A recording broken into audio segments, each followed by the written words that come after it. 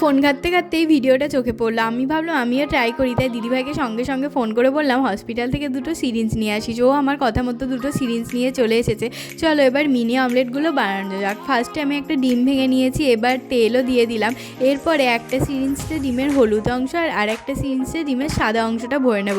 এই যে আমার ভরা কমপ্লিট। এবার আমি ননস্টিকে সাদা অংশটা দিয়ে এরকম গোল গোল করে নেব। আর তোমরাও এটা কিন্তু ট্রাই করো। এতদিন তো একটা ডিম দিয়ে একটা অমলেট করে খেয়েছো, এবার একটা ডিম দিয়ে কতগুলো অমলেট করছি দেখো। তো এরপরে ডিমের হলুদ অংশটা দিয়ে দেবো। আর হলুদ অংশটা দিতে দিতে আমার শেষ হয়ে গেছিলো, তাই আবার সিরিঞ্জিতে একটু ভরে নিলাম, দিয়ে আবার দিয়ে দিচ্ছি।